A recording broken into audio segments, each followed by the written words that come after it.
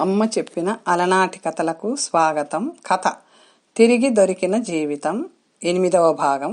రచన D Kameshwari గారు.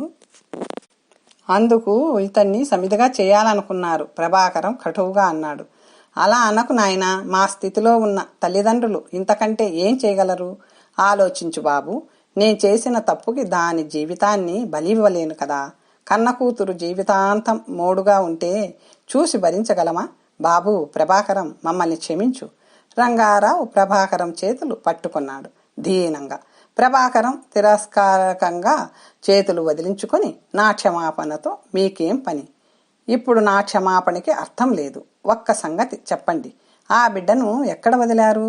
Address చెప్పండి. కన్నతల్లి అయి కూడా ఆ బిడ్డని గురించి పట్టించుకోకుండా మీ అమ్మాయి నిర్భరంగా ఉండగలుగుతుందేమో, కానీ ఆ మాట విన్న దగ్గర నుంచి ఎక్కడో నిర్భాగ్యుడిగా, అనాథగా నా బిడ్డ పెరుగుతున్నాడన్న విషయం ఊహిస్తే నా గుండె మండిపోతుంది. చెప్పండి దయచేసి, తీక్షణంగా అన్నాడు ప్రభాకరం.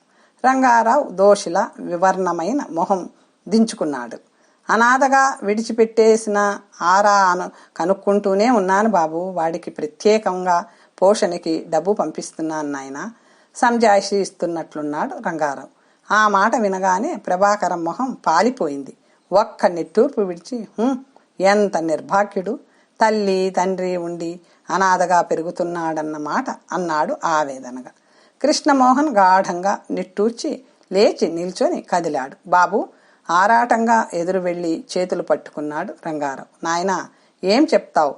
ఏం అడగాలో తెలియడం లేదు తడబడుతూ అన్నాడు. చెప్పవలసింది, అడగాల్సింది ఏమన్నా ఉంటే ఇంకా నాకు కాదు, ప్రభాకరానికి చెప్పాలి. మీరు ఈ క్షణం నుంచి నా స్థానంలో అతనుంటాడు. బాబు, మా అపరాధానికి ఈ శిక్ష వేస్తావా? మా పరువు మర్యాద అంతా నీ చేతుల్లో ఉంది. నిశ్చయం అయిన ఈ పెళ్లి తప్పిపోతే అనలేక అన్నాడు రంగారావు. కృష్ణమోహన్ ఆశ్చర్యంగా చూచాడు. ఏమిటి, ఇంకా ఈ పెళ్లి జరుగుతుందేనే అనుకుంటున్నారా మీరు? ప్రభాకరాన్ని ఎదురుగా ఉంచుకొని మీరు ఈ మాట ఎలా అనగలుగుతున్నారు? విస్మయంగా అడిగాడు. లోకానికి నన్నేం చెప్పమంటావు నాయనా? పెళ్లి కొడుకు మారాడని చెప్పండి. మనసులు కలిసిన వారిని విడదీసిన పాపానికి ప్రాయశ్చిత్తంగా ఇద్దరికీ వెంటనే పెళ్లి జరిపించండి. అంతకంటే మీరు చేయగలిగింది, చేయతగ్గది ఏమీ లేదు, కృష్ణమోహన్ అన్నాడు. ప్రభాకరం కోపంగా, కృష్ణమోహన్ గారు, నన్ను గురించి మీరేం అనుకుంటున్నారు? నాకు డబ్బు లేకపోవచ్చు, కానీ ఆత్మాభిమానం ఉంది. ఒకసారి కాదని కుక్కలా తరిమి కొట్టిన వారికి తిరిగి అల్లుడనయ్యేటంత హీనుడిలా కనిపిస్తున్నానా? తీవ్రంగా అన్నాడు. చాచా, అది కాదు మిస్టర్ ప్రభాకరం. గీత, మీరు గీత, నా గీత ఎప్పుడో నాలో చచ్చిపోయింది. కృష్ణమోహన్ గారు, ఈ గీత ఎవరో నాకు తెలియదు, తెలుసుకోనక్కర్లేదు కూడా, కరుకుగా అని వెళ్ళిపోయాడు. బాబు, నీవు కూడా దాన్ని కాదంటే దాని గతి ఏమిటి బాబు? రంగారావు చప్పున ముందుకు వచ్చి దీనంగా ప్రభాకరం చేతులు పట్టుకున్నాడు. ఓహో, అంటే కృష్ణమోహన్ గారెటూ అంగీకరించరు కనుక ఇంక నేను మిగిలానన్నమాట. ఇప్పుడు నేను కంటికి ఆనానన్నమాట. మీ ఉదారతనానికి థ్యాంక్స్, కానీ మీ కోరిక అంగీకరించలేనందుకు విచారిస్తున్నాను. సరోజ గారి మీద ఈయన వేసిన ఆరోపణలకి సమాధానం చెప్పాలని వచ్చాను, అంతే. నా పని అయిపోయింది. ఇంక వెనుదిరిగాడు ప్రభాకరం. ప్రభాకరం గారు, తొందరపడకండి. గీతని గూర్చి ఒక్క క్షణం ఆలోచించండి. ఇందులో ఆమె నేరం ఏమీ లేదు. మిమ్మల్ని ప్రేమించింది, మనసు తనువు అర్పించింది. కానీ మీరు మోసం చేశారన్న కోపంతో మిమ్మల్ని ద్వేషించింది. మిమ్మల్ని మరిచి మరొకరితో ముడిపెట్టుకోవడానికి అంగీకరించింది. అంతేకాని మీ పట్ల ఆమెకేం ద్వేషం లేదు. జరిగిందేదో జరిగింది. ఇప్పుడు గీతని కాదంటే ఆమె జీవితం ఏమవుతుంది? తండ్రి చేసిన తప్పుకి ఆమెను శిక్షించండి. అన్నపూర్ణమ్మ ప్రభాకరం ముందుకు వచ్చి కన్నీళ్లతో ప్రభాకరానికి చేతులు జోడించింది. బాబు, మా తప్పు క్షమించు. ఇవి చేతులు కావు. దాని బతుకు అన్యాయం చెయ్యకు. ఒక్కగానొక్క బిడ్డ, దానికి అన్యాయం జరిగితే మాకింక బ్రతుకేముంది? నా మాట కాదనకు నాయన, కళ్ళనీళ్లతో ప్రార్థించింది. ప్రభాకరం కాస్త చెలించాడు. అంతా ఆరాటంగా ప్రభాకరాన్ని చూస్తున్నారు. అన్నపూర్ణమ్మని చూస్తూ ప్రభాకరం ఇది వరకటి కంటే కటువుగా మాట్లాడలేకపోయాడు. ఆలోచిస్తూ నిలబడ్డాడు. గీత కోసం కాకపోయినా అనాథగా పెరుగుతున్న బిడ్డ కోసమన్నా అంగీకరించాలి. తన బిడ్డ తల్లిగా ఆమెని అంగీకరించక తప్పదు. ఒక్క షరతుకి గీత అంగీకరిస్తే ప్రభాకరం ఆఖరికి అన్నాడు సాలోచనంగా. చెప్పు నాయనా, నీవేం చెప్పినా సరే. రంగారావు, అన్నపూర్ణమ్మ ఒకేసారి అన్నారు. ఏ ఐశ్వర్యం చూసుకుని మీరు నన్ను అవమానించారో ఆ ఐశ్వర్యాన్ని వదిలి గీత కట్టుకున్న బట్టలతో నా ఇంటికి రావాలి. గీత మీ కుమార్తెనన్న మాట మరిచి నా భార్యగా, నా బిడ్డకి తల్లిగా బ్రతకడానికి అంగీకరించాలి. ఒక్క క్షణం నిశ్శబ్దం. బాబు, ఈ డబ్బు, ఈ ఆస్తి మరెవరి కోసం? రంగారావు ఆందోళనగా ఏదో అనబోయారు. అనాథ శరణాలయానికి ఇవ్వండి. డబ్బిస్తే పుచ్చుకునేవారు చాలామంది ఉంటారు, స్థిరంగా దృఢ నిశ్చయంగా అన్నాడు ప్రభాకర్. అన్నపూర్ణమ్మ, రంగారావు మొహాలు చూసుకున్నారు. ఏం జవాబు చెప్పాలో తెలియనట్టు. మేడ మీద గదిలో పరదా చాటున స్థానువులా నిలబడి అంతా విన్న గీత ఏదో నిశ్చయించుకున్న దానిలా నెమ్మదిగా క్రిందికి దిగి రావడం మొదలుపెట్టింది. అంతా ఆమె వంక ఆరాటంగా చూశారు. ఈ అరగంటలో ఆమె మొహం గుర్తుపట్టలేనంతగా వివర్ణమైంది. ఆమె ఎటూ చూడకుండా తిన్నగా ప్రభాకర్ వద్దకు వచ్చి పద వెడదాం అంది. అంతా ఆశ్చర్యంగా చూశారు. ప్రభాకర్ అనుమానంగా చూస్తూ ఎక్కడికి అన్నాడు. నీ ఇంటికి కాదు, మన ఇంటికి, గీత స్థిరంగా అంది. బాగా ఆలోచించుకున్నావా? ఇంకా నమ్మకం కుదరలేదు అతనికి. గీత ఆరాటంగా వచ్చారు రంగారావు దంపతులు ఏదో చెప్పబోయి. గీత సూటిగా తండ్రి వంక చూస్తూ, డాడీ, నా జీవితం ఇప్పటికే చిందరవందర అయ్యింది. ఇప్పటికైనా నన్ను సరిదిద్దుకోనివ్వండి స్థిరంగా అని ప్రభాకర్ వంక తిరిగి, నేనంతా నిర్ణయించుకున్నాను, పద వెడదాం అంది. ప్రభాకరం ఆమెని 2 క్షణాలు పరికించి చూశాడు. ఆమె మొహంలో కనిపించిన నిజాయితీకి సంతృప్తి పడి పద అన్నాడు. గీత వెనక్కి తిరిగి చూడనైనా చూడకుండా ప్రభాకరం చేయి పట్టుకుని ముందుకు అడుగు వేసింది. జరుగుతున్నది కలో నిజమో అర్థం కానట్టు రంగారావు, అన్నపూర్ణమ్మ అచేతనంగా నిలబడ్డారు. కృష్ణమోహన్ చటుక్కున ముందుకు వచ్చి ప్రభాకరం చేపట్టుకుని, wish you good luck Mr Prabhakaram, wish చేస్తూ అభినందించాడు. గీత వంక తిరిగి గీత అన్నాడు. గీత మొహం అరక్షణం సిగ్గుతో కందింది. ఆ వెంటనే ఆ భావం మార్చేసి చిరునవ్వుతో, మీ కోరిక తీరినట్లేగా అంది. కృష్ణమోహన్ అర్థం కానట్టు చూశాడు. ఆశ్చర్యం నటించకండి, మీరిదంతా ఎందుకు చేశారో తెలుసు. Wish you success. సరోజ మీకోసం ఎదురు చూస్తుంటుందేమో అంది కవ్వింపుగా నవ్వి. ఆమె మాటలకు అర్థం బోధపడగానే ప్రభాకరం కొంటెగా నవ్వాడు. కృష్ణమోహన్ కాస్త సిగ్గుపడి నీకు తడబడ్డాడు. గీత నవ్వేసి, నాకు తెలుసు, అంతా చెప్పాలని అనవసరంగా ప్రయాసపడకండి అంది. గీత, నా మీద నీకేం కోపం లేదు కదూ అన్నాడు కృష్ణమోహన్. లేదు, ఆ గీత కాదు, ఈ గీత. ఆ గీతే అయితే మిమ్మల్ని ఇంత సులువుగా వదిలేదాన్యా? నన్ను కాదన్నందుకు పగ సాధించేదాన్ని, కానీ ఇప్పుడు ఆ గీత చచ్చిపోయింది అంది ఉదాసీనంగా. గీత కృష్ణమోహన్ వింతగా చూశాడు ఆమె ముఖంలోకి. గీత ప్రభాకరం ముందుకి నడిచారు. కృష్ణమోహన్ చాలా హుషారుగా పెద్ద ఆపద నెత్తి మీద నుంచి దిగిపోతే ఎంత సంతోషంగా ఉల్లాసంగా ఉంటాడో అంత హుషారుగా ఇంటికి వచ్చాడు. అతని ఉత్సాహం అంతా పొంగే పాల మీద నీళ్లు చిలకరించినట్లు గుమ్మంలోనే ఎదురైన తల్లి చెప్పిన మాట వినగానే అణిగిపోయింది. సరోజ వెళ్ళిపోయిందిరా. ఎంత చెప్పినా వినకుండా, క్షణం కూడా నిలబడకుండా తను తెచ్చిన పెట్టెను పట్టుకొని వెళ్ళిపోయిందిరా. ఏం జరిగిందిరా? ఎంత అడిగినా ఒక్క మాట చెప్పలేదు. ఇంకా ఉండలేనట్టు క్షమించండి అన్న మాట తప్పించి మరే మాట చెప్పకుండా వెళ్ళిపోయిందిరా. నీవేమన్నా అన్నావా? సరస్వతమ్మ గుమ్మంలోని ఎదురై ఆరాటంగా అడిగింది. కృష్ణమోహన్ ఒక్క క్షణం నిర్ఘాతపోయి నిలబడ్డాడు. వెళ్ళిపోయిందా? ఎక్కడికి? ఎంతసేపు అయింది? ఆతృతగా అడిగాడు. గంట పైనే అయింది. వెళ్ళరా, ఊరికి తిరిగి వెళ్ళిపోతుందేమో. స్టేషన్కి వెళ్ళి చూడు. కృష్ణమోహన్ వాచ్ చూసుకున్నాడు. ఊరు వెడితే ఎక్స్ప్రెస్లో వెళ్ళాలి, ఇంకా టైం ఉంది. గిరుక్కున తిరిగి కారెక్కాడు కృష్ణమోహన్. రైలు బయలుదేరడానికి సిద్ధంగా ఉంది. ఆ మూల నుంచి ఈ మూల వరకు 2 సార్లు ప్రతి కంపార్ట్మెంటు ఆరాటంగా వెతికాడు కృష్ణమోహన్. రైలు కదిలింది. హతాశుడై కృష్ణమోహన్ నిలబడిపోయాడు. అదే సమయంలో హైదరాబాద్ నుంచి బయలుదేరిన బస్సులో సీటుకి జరిగిలపడి కళ్ళు మూసుకుని కూర్చుంది సరోజ. వీధి అరుగు మీద కూర్చొని మర్నాటి కూరకి గోరుచిక్కుడుగాయలు ఒలుస్తున్న పార్వతమ్మ వీధి గుమ్మంలో నుంచి వస్తున్న వ్యక్తిని చూసి కెవ్వున కేకేసి ఒక్క ఉదుటన లేచి, బాబూ, రామం అంటూ కౌగిలించుకొని, ఏమైపోయావురా నాయనా, ఇన్నాళ్ళు మమ్మల్ని విడిచి ఎక్కడికి వెళ్ళావురా అంటూ పిలిచిదానిలా ఏడుస్తూ అంది.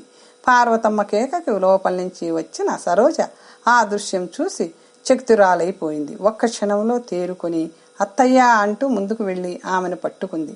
బావ కాదత్తయ్యా, ఆయన నేనుండే దాన్నని చెప్పానే, కృష్ణమోహన్ గారు, డాక్టర్ గారు అంది.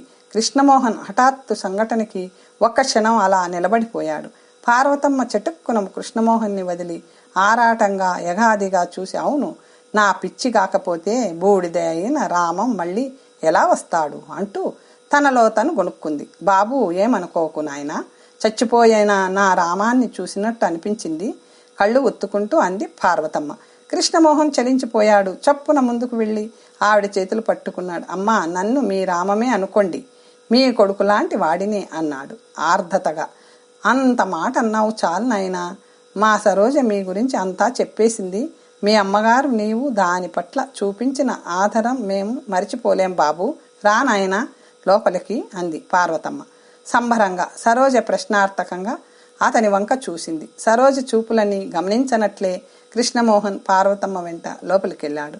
చలపతిరావు గారు పార్వతమ్మలాగే అతన్ని చూస్తూ నోట మాట రాక ఒక క్షణం ఉండిపోయారు.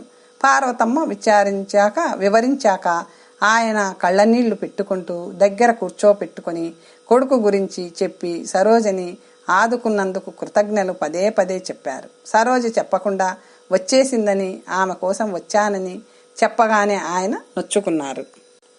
కృష్ణమోహన్ కోసం రామం గది సర్ది పక్క పరిచింది సరోజ. భోంచేశాక అతనికి గది చూపించడానికి వచ్చిన సరోజతో ఏకాంతం దొరకగానే చప్పున చేయి చాచి ఆమె చేయి పట్టుకొని, సరోజ, ఎందుకు వచ్చేశావు సూటిగా అడిగాడు. అతని చొరవకి ఆమె తడబడి వణికింది. ముందు మీరెందుకు వచ్చారు అసలు, అది చెప్పండి అంది భింకంగా కోపం నటిస్తూ. నీకోసం చెప్పకుండా చెయ్యకుండా దేవిగారు పరిగెత్తి వస్తే నీ వెంట రాకేం చేయమంటావు, అసలు ఎందుకలా పారిపోయావు అని చెయ్యి కదలకుండా మరింత గట్టిగా బిగించాడు. నేనేం పారిపోయి రాలేదు, మా మామయ్యని అత్తయ్యని చూడాలని వచ్చాను అంతే అంది దర్పంగా సరోజ. అదే అయితే ఆ మాట చెప్పొచ్చుగా లాలనగా అన్నాడు. ఎందుకు చెప్పాలి, మీ పర్మిషన్ లేనిదే నేనేం చేయకూడదా, సరోజ మరింత బింకంగా అంది.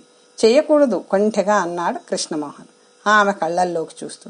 అవునవును, మీరు నించోమంటే నించొని కూర్చోమంటే కూర్చోవడానికి మీ నౌకర్ని కాను. మీ ఇష్టం వచ్చినట్టు నిందలన్నీ వేస్తుంటే సహించి పడుండాల్సిన అవసరం నాకేం లేదు. అందుకే వచ్చేశాను. నా కర్మానికి నన్ను వదలకుండా ఇక్కడికి కూడా ఎందుకు వచ్చారు, ఇంకా అవమానించడానికి ఏం మిగిలిందని పౌరుషంగా అంది. ఆ మాటలకి ఆ చూపులకి భయపడినట్లు అలాగే కళ్ళల్లోకి చూస్తూ నవ్వాడు.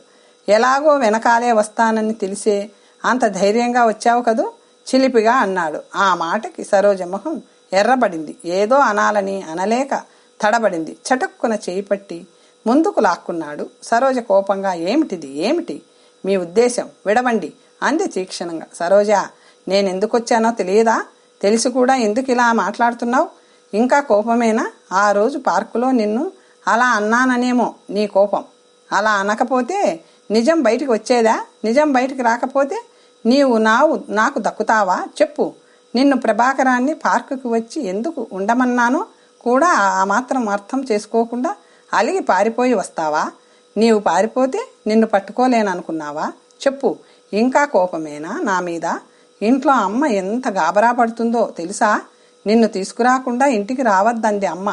సరోజకి ఒక పక్క ఆశ్చర్యం, అనుమానం, ఆనందం చుట్టుముట్టాయి. కృష్ణమోహన్ మాటలకి అర్థం బోధపడగానే ఆమె మనసు ఒక్క క్షణం లయ తప్పింది. నమ్మలేనట్టు చూసింది. సరోజా, ఏ ముహూర్తాన నీవు నా ఇంట్లో అడుగుపెట్టావో కానీ నిన్ను వదులుకోలేకపోయాను. సరోజా, నిన్ను శాశ్వతంగా ఎలా ఉంచుకోవాలో తెలియక నేనెంత మదనపడ్డానో నీకు అర్థం కాదు. గీత కథ ఈ విధంగా మలుపు తిరగకపోతే ఈ జీవితంలో నేనెంతో పోగొట్టుకునేవాడిని. సరోజని దగ్గరికి లాక్కొని గుండెల కదుముకుంటూ పారవస్యంగా అన్నాడు. సరోజకి కలలా ఉంది. కృష్ణమోహన్ మాటలు వింటుంటే తను కలలో కూడా ఆశించనిది జరిగితే ఎంతటి దిగ్భ్రమ కలుగుతుందో అలా ఉంది ఆమె స్థితి. కృష్ణమోహన్ గుండెలలో మొహం దాచుకున్న సరోజ ఏం మాట్లాడాలో అర్థం కాని దానిలా అతని కౌగిలి నుంచి తప్పించుకోవాలని కూడా తట్టనట్టుగా ఉండిపోయింది. సరోజ మాట్లాడు. సరోజ, నమ్మలేకపోతున్నావా? నీకే కాదు, నాకు నమ్మశక్యం కానిదిగానే కనిపిస్తుంది. ఇంకా ఈ జన్మకి నిన్ను పొందే అవకాశం లేదనుకున్నాను. కానీ నేను అదృష్టవంతుడిని. ఆమె మొహం పైకెత్తి కళ్ళల్లోకి చూస్తూ ప్రేమగా అన్నాడు. గీత, మరి గీత ఏమంది ఆరాటంగా ప్రశ్నించింది. అనేందుకేముంది, ఆమె ఎవరికి చెందిందో వారు స్వీకరించారు. ఆమెని గీత ఎంత మారిందో తెలుసా? ఐశ్వర్యం, అంతస్తు అన్నీ విడిచి ప్రభాకరంతో వెళ్ళిపోయింది. అంతా చెప్పాడు. నిజంగా? సంతోషంగా అంది సరోజ. ప్రభాకరం నిజంగా చాలా మంచివాడు. అతను కాబట్టి గీతకి ద్రోహం చేయకుండా మళ్ళీ ఆమెని అంగీకరించాడు. ఆనందంగా అంది. అయితే నేనేనా చెడ్డవాడిని? నీ కోసం ఇంత కష్టపడి వెతుక్కుంటూ వస్తే కృతజ్ఞతలైన చెప్పవే అలిగినట్టు అన్నాడు. మీకు కృతజ్ఞతలు చెప్పాలనిపించడం లేదు. కృతజ్ఞతలు పైవాళ్లకి చెబుతారు. మీరు నాకు పరాయి అనిపించడం లేదు. చూసిన ముందు క్షణం నుంచి మా బావే మీరు నా మనసులో నిలిచిపోయారు. అందుకే మీ ఇంట్లో ఉంటూ గీతని మిమ్మల్ని చూస్తూనే నేను అనుభవించిన బాధ మీకు అర్థం కాదు. ఇప్పుడు మిమ్మల్ని పొందడం నా హక్కుగా మాత్రమే అనిపిస్తుంది. నా వస్తువేదో కొద్ది రోజులు అన్యాక్రాంతమై తిరిగి నాకు లభించినట్లు మాత్రమే అనిపిస్తుంది. అతని గుండెల్లో వదిగిపోతూ తనకు తాను అనుకున్నట్టుంది సరోజ. కృష్ణమోహన్ తృప్తిగా ఆమెను మరింతగా హత్తుకున్నాడు. అమ్మా, ఇదిగో సరోజని తీసుకొచ్చాను చూడు. సరస్వతమ్మ ఆరాటంగా గుమ్మంలోకి ఎదురు వెళ్ళి, సరోజ వచ్చావా అమ్మా? నీవు లేని ఈ ఇల్లు వారం రోజుల్లో ఎలా అయిపోయిందో తెలుసా? ఇంకెప్పుడు విడిచి వెళ్ళకమ్మా. సరోజ చేయి పట్టుకు దగ్గరికి లాక్కొని ఆర్ద్రతగా అంది ఆమె. ఇంకెక్కడికి వెళ్లకుండా ఎప్పుడూ ఇక్కడే ఉండే ఏర్పాటు చేసి తీసుకొచ్చానమ్మా, కృష్ణమోహన్ కొంటెగా అన్నాడు. సరస్వతమ్మ అర్థం కానట్టు చూసింది. సరోజ సిగ్గుగా తలదించుకుంది. అవునమ్మా, కూతురుగా అయితే ఎప్పుడైనా వెళ్ళక తప్పదని కోడలుగా తీసుకొచ్చాను. ఇంకెక్కడికి వెళ్తుంది? నవ్వుతూ అన్నాడు. సరస్వతమ్మ సంభ్రమాశ్చర్యానందాలతో అదేమిటి అని మాత్రం అనగలిగింది. అది అంతే, చెబుతా పద అమ్మ లోనికి అన్నాడు. లోనికి పదమ్మా అన్నాడు కృష్ణమోహన్. తల్లి భుజం చుట్టూ ఓ చెయ్యి, సరోజ భుజం చుట్టూ ఓ చెయ్యి వేసి అందరినీ లోపలికి నడిపిస్తూ. కథ సమాప్తం. మరొక మంచి కథతో